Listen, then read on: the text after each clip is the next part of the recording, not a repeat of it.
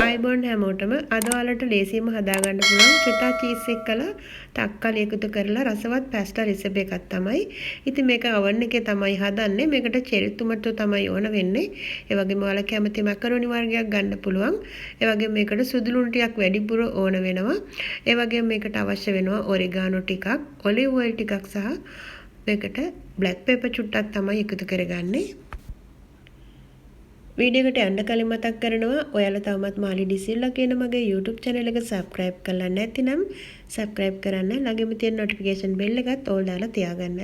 ඉතින්ලාම මෙන්න මේ විදිහට තමයි ටොමැටෝ ටික මේ විදිහට භාජනයකට දාගන්න හොඳින් සෝදලා ඊට පස්සේ feta cheese ඔයාලට දාගන්න පුළුවන් ටිකක් වැඩිපුර.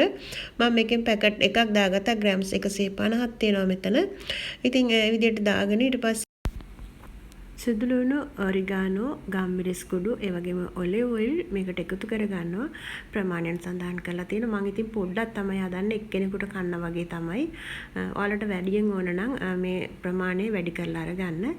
ඉතින් olive oil නැත්තත් කමක් නැහැ. ඔයාලට පුළුවන් පොල් තෙල් චුට්ටක් උනත් මේකට එකතු කරන්න. ඊට පස්සේ මම මේක oven එකේ දානවා.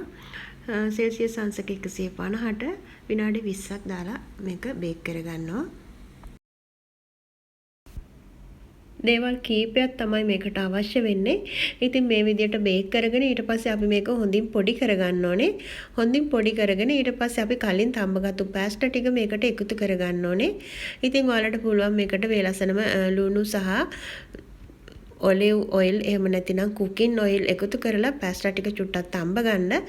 ඉතින් ඒ තඹ ගන්න එක අපිට අවශ්‍ය ප්‍රමාණයට තඹ ගන්න ඕන. මේක ආයේ තඹන්නේ නැහැ. දැන් මේ විදිහට මේක හොඳින් පොඩි කරලා ඊට පස්සේ අපේ පැස්ටා ටික එකතු කරනවා. හරිම සුවඳක් එනවා. මේකට oregano ලුණු ටිකක් වැඩිපුර සුදු ලුණු ටික වැඩිපුර අරන් තියෙනවා. ඉතින් එතකොට අපිට ගොඩක්ම සුවඳයි olive oil ටිකකුත් තියෙන නිසා මේක ගොඩක්ම ගුණවත් රසවත් පැස්ටා එකක් තමයි. දැන් ඔන්න හොඳින් පොඩි කරගෙන ඉවරයි. ඊට පස්සේ මේකට පැස්ටා ටික කලවම් කරලා රස බලන්න තමයි තියෙන්නේ.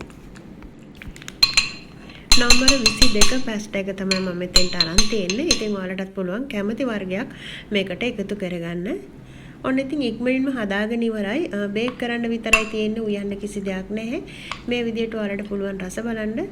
සුදු ලුණු ගොඩක් දාලා තියෙන නිසා ගොඩක් රසවත් ගුණවත්. ඉතින් වීඩියෝ එක හොඳ නම් තව කෙනෙකුට බලන්න ෂෙයා කරන්න. ඒ වගේම රැඳී සිටියට ගොඩක් ස්තුතියි. Thank you for watching my video. God bless all my friends. See you next video. Bye bye.